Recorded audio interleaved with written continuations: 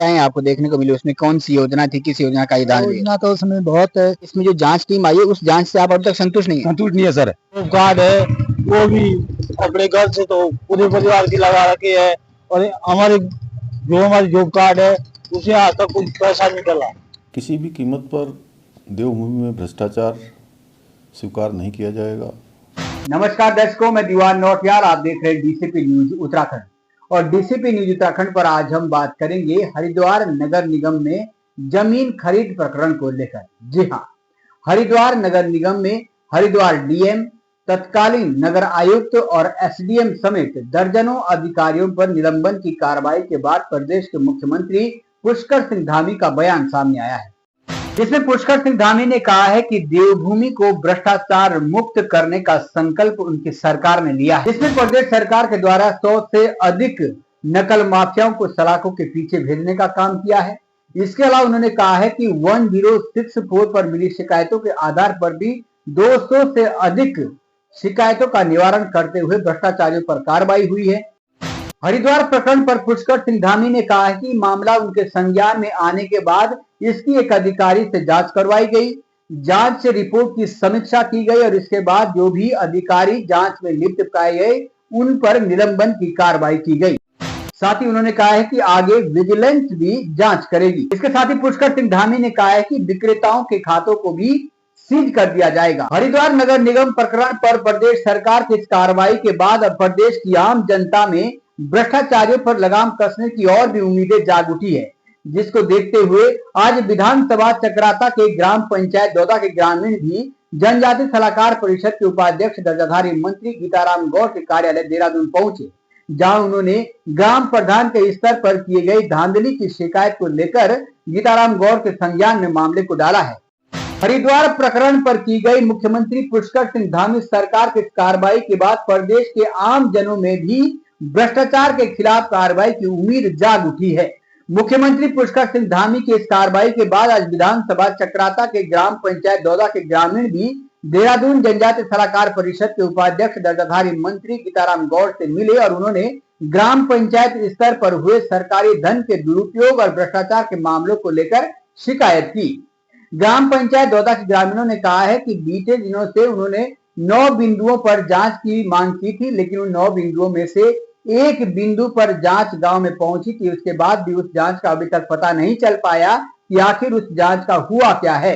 उन्होंने आरोप लगाया कि मेरी गांव मेरी सड़क के अंतर्गत सरकार के द्वारा दिए जाने वाले पैसे की बंदरबाट की गई है। ग्राम प्रधान के द्वारा पहले विधायक निधि से जो सड़क बनाई गई थी उसी सड़क में मेरी गांव मेरी सड़क का बजट भी हजम कर गए। अब देखने वाला विषय ये होगा कि हरिद्वार से भ्रष्टाचार मुक्त सरकार का संदेश देने वाले पुष्कर सिंह धामी ग्राम पंचायत दौदा के इन ग्रामीणों की इन शिकायतों पर कितना जल्द संज्ञान ले पाते हैं और क्या जो 9 बिंदुओं पर जांच मांगी गई थी उन 9 बिंदुओं पर पुष्कर सिंह धामी की सरकार में विभाग जांच कर पाएगा। दौदा के ग्रामीणों ने उम्मीद जताई है कि पुष्कर सिंह धामी के नेतृत्व में उनके गांव में जो भ्रष्टाचार हुआ है उसकी भी निष्पक्ष जांच हो पाएगी और अपराधी को कड़ी से कड़ी सजा भी मिल पाएगी।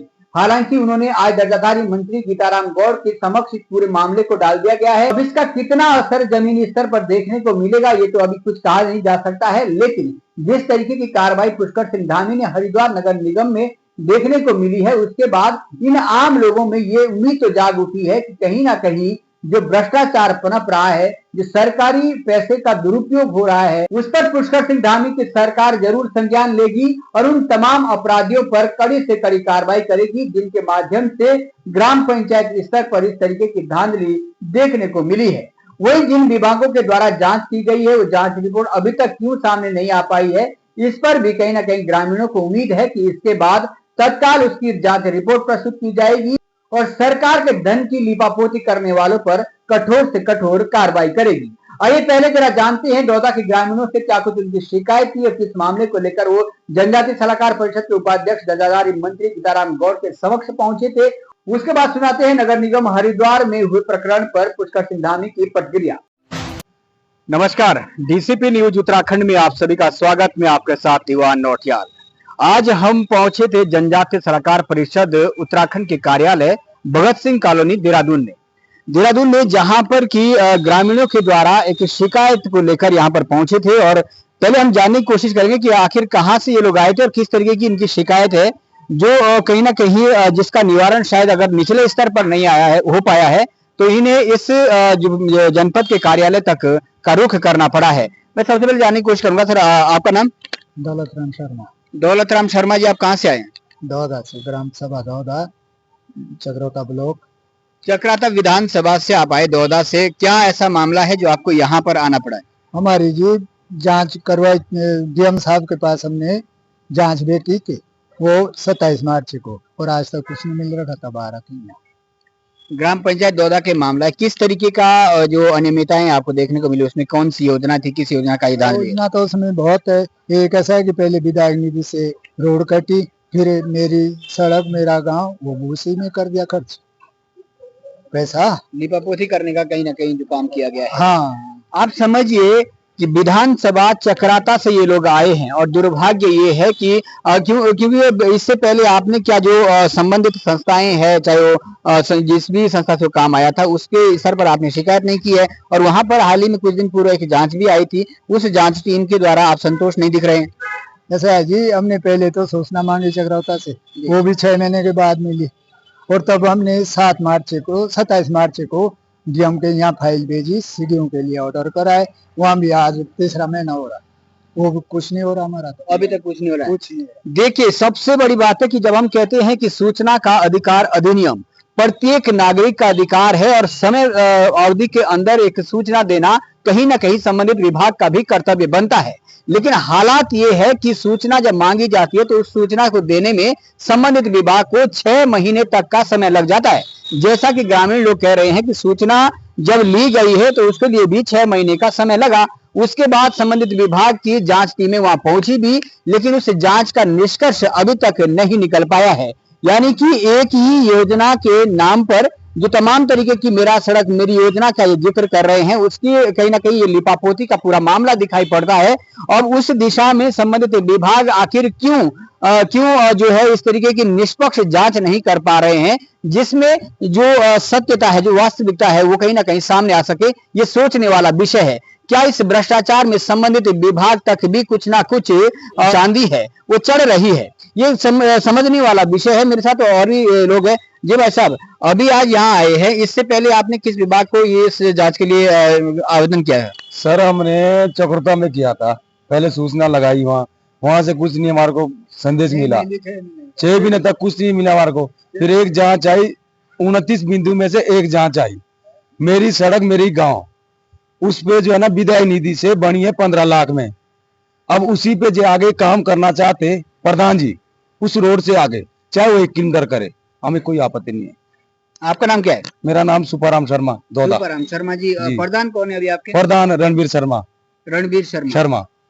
तो मतलब ये सीधा सीधा जो भ्रष्टाचार का आरोप लगा रहे हैं, इसमें जो जांच टीम आई है उस जांच से आप अभी तक संतुष्ट नहीं है? संतुष्ट नहीं है सर, इसलिए संतुष्ट नहीं है कि 15 लाख का विधायक निधि से रोड बन चुकी है। जब जांच के लिए आए थे तो उस दौरान क्या लगा आपको? उस दौरान क्या लगा आपको कि जो उन्होंने जांच की है, मौके पर संतोषजनक पाई गई है जांच, या आपको कुछ उस समय बताया गया था? सर, हमारे को कोई संतुष्टि नहीं है। संतुष्टि इसलिए नहीं है, 15 लाख की जब विधायक निधि में रोड बन चुकी है तो उससे आगे बढ़नी चाहिए थी, हमें कोई आपत्ति नहीं थी, चाहे वो 1 किलोमीटर बना ले, हमें कोई आपत्ति नहीं थी। लेकिन जब उसी विधायक निधि में बनी हुई रोड, उसी में वो 70 लाख रुपए लगा रहे हैं, तो वो तो वहां के वहीं हो गया ना सर। मतलब जो रोड विधायक निधि से बनाई गई थी, उसी पर मेरी सड़क मेरी योजना के अंतर्गत भी जो मोटी रकम है वो हजम कर दी गई है प्रधान महोदय के द्वारा। अब ये रकम प्रधान के माध्यम से कहां तक गई है इसका कोई अंदाजा नहीं है। ऐसा मैं इसलिए भी कह रहा हूं क्योंकि यदि निष्पक्ष जांच अभी तक विभाग द्वारा की जा गई होती और ये जो मोटी रकम है इसकी अगर बंदरबांट नहीं हुई होती तो शायद अभी तक विभाग अपनी निष्पक्ष जांच कर लिया होता और कहीं ना कहीं जो भी इसमें अनियमितताएं होती उसका भी कहीं ना कहीं अभी तक स्पष्टीकरण हो जाता। मेरे साथ और लोग भी है। जी, अभी क्या लग रहा है, आज आप जनजातीय सलाहकार परिषद में आए थे, क्या लग रहा है अब इसमें कुछ रुख देखने को मिलेगा, कुछ जांच हो पाएगी या न्याय आपके साथ हो पाएगा? जी, हमें ये पूरा नियोजन है कि जांच हो जाएगी। जब हम यहाँ तक पहुँच चुके हैं तो जांच हो जाएगी।